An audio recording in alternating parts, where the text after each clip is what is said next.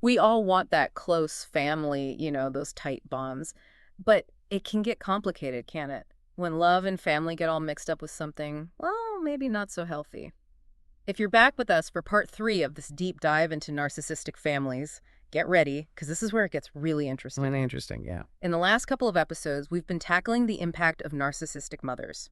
This time, we're going deeper. We're looking at the intense relationship between a narcissistic mother and the son who becomes, well, her surrogate husband. And just so we're clear, we're not talking about an actual marriage. It's not literal.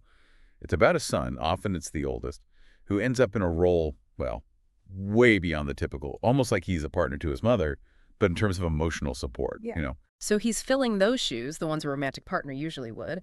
That has to create some, let's say, complicated dynamics. Complicated is a good word for it. One term we use to help understand this is emotional incest. Now, I know that's a loaded term, so let me clarify right off the bat. We're not talking about sexual relations here. Okay, good to clarify. Yeah, it's about blurred lines, about boundaries that should be there but aren't. This son, he becomes his mother's confidant, her rock, the one she turns to for emotional support, her caretaker, almost. It goes way beyond the usual parent-child bond. So how does that actually look, in a real family? Give me an example. Imagine a young boy, maybe 10, 12 years old. He's sitting there with his mom while she's upset, maybe crying even, about her marriage, about how her needs aren't being met by her partner. That's heavy stuff, even for an adult to process, let alone a kid that young. Right, way too much for a child. And these kinds of interactions, over time, they teach him that his role, his main job, is to be there for her emotional needs. That's a lot to put on anyone, especially a child. It really is. Like he's being pushed into this role, this emotional spouse role, before he even understands what that means. Exactly. And I can only imagine how tough that would make it to break free from later on. Oh, absolutely. That has a huge impact. But before we get to those long-term effects, I'm curious about something you brought up earlier. Distorted praise. It feels connected to all of this somehow. It is, very much so. See, with narcissistic mothers, they often use a lot of praise, love bombing even, as a way to control things, to manipulate. Yeah. The son, he's constantly told how special he is, how he's the best, but, there's always a but, right? It's conditional. So it's less about him being inherently worthy and more about his actions, about how those actions make her feel. You got it. He learns that his worth is tied directly to her happiness. If he's meeting her needs, doing what's expected of him, then the praise flows. But if he steps out of line, if he dares to prioritize himself, well, the praise can turn to criticism real quick, or even worse, she might withdraw completely. So it's like a cycle, this powerful reinforcement loop where he's being trained to put her needs above his own, always. It's classic operant conditioning. The behavior is learned because of the rewards and punishments tied to it. In this case, her approval is the reward, her disapproval the punishment. Wow. And that constant pressure to please, to be aware of every little mood swing, to anticipate her every reaction, that has to impact a child's development, their own emotional development. Oh, absolutely. He's so focused on her feelings, on keeping her happy, that there's no space left for him, no space to figure out his own emotions, his own needs. He's walking on eggshells, always, never quite sure what's going to set her off. And in that environment, well, it's tough. It's really tough for a kid to develop, to figure out who they are, what they need. Boundaries, healthy boundaries, forget about it. So he's living in her world, her emotional world, always trying to navigate that minefield. And as he grows up, well, I'd imagine that pattern, it doesn't just disappear. It probably affects his other relationships, right? The ones outside of the family. Oh, 100%. We see the echoes of this early dynamic play out in how he approaches relationships as an adult. It's like two sides of the same coin, really. How so? Well, he might go looking for partners who remind him of, well, mom. Strong personalities, demanding, emotionally needy. So he's drawn to what's familiar, even if it wasn't exactly healthy. Right. Or the opposite happens. He swings way in the other direction, avoids intimacy completely. Wow. So it's either recreating that familiar dynamic, even if it was damaging, or being so afraid of it that he just shuts down, pushes everyone away? Exactly. Two very different outcomes, but the root is the same. That early wound, the lack of healthy boundaries, of genuine emotional intimacy, all stemming from that relationship with his mother. It's like a no-win situation almost. In a way, yeah. And it's not just romantic relationships, is it? I mean, Right. We're talking about a man's sense of self, his masculinity, his whole understanding of what's normal, what's healthy. All of that gets tangled up in this, right?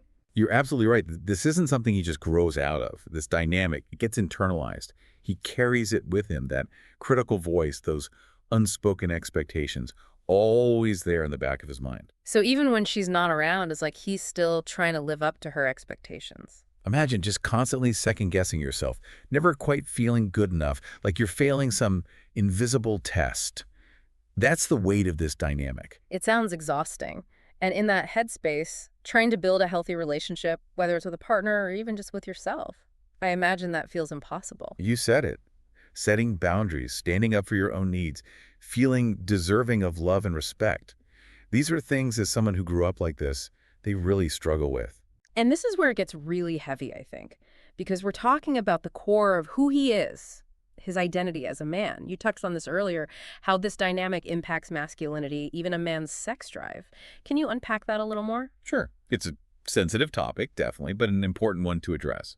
You see, when there's this level of enmeshment with the mother, emotionally speaking, it can really muddy the waters. Suddenly what healthy boundaries look like, what intimacy really is, it all gets confusing. And not just emotionally, but physically too. So it's like those lines, the ones between a nurturing, caregiving role and, well, romantic or sexual attraction, they start to blur. Exactly. And that confusion can play out in how he sees himself as a man, his masculinity. Let me give you an example. If he was always rewarded for being the good boy, for putting his mother first, always, well, he might start to equate masculinity with submissiveness, with always giving, never asserting his own needs, his own desires. It's like he's missed out on some crucial developmental steps because he was too busy being his mother's emotional support. Right. And that, of course, can have a big impact on how he experiences and expresses his own sexuality as he gets older. So how does that actually manifest? Well, it varies. Some men might struggle with things like low libido or have trouble experiencing sexual pleasure because those lines of intimacy are so blurred. Others might overcompensate. They might engage in risky sexual behavior, looking for validation, a sense of control outside of that mother-son dynamic. It's like they're trying to find themselves, sexually speaking, figure out their needs. But they're doing it with this really complex, often confusing upbringing as the backdrop. Makes you wonder how many people out there might be wrestling with these very issues, but have no idea why. That's what it comes down to. It's about raising awareness, Yeah. understanding these dynamics so people can start to heal, Yeah. break free from these patterns that aren't serving them. It's true. This whole conversation, it really makes you think about how those early experiences, especially within the family, how much they shape us. Yeah, and it's not about pointing fingers, blaming anyone, especially not the mothers. You have to remember, narcissism, it often comes from somewhere. Trauma, dysfunction. It can be a vicious cycle passed down through generations. Right. It's not about blame. It's about understanding. But by talking about these things, bringing them out into the open, that's how we start to heal, how we change the pattern. Absolutely. Knowledge is power, right? Just understanding what's going on, that can be so freeing in itself. It helps people make sense of their own experiences, and then they can start to make different choices. So for someone listening right now, someone who's really connecting with this, maybe seeing themselves in these patterns or someone they love, what's the most important thing for them to take away from this? Well, if you grew up with a narcissistic mother, if this surrogate husband dynamic, if it resonates with you, first thing to remember, you are not alone.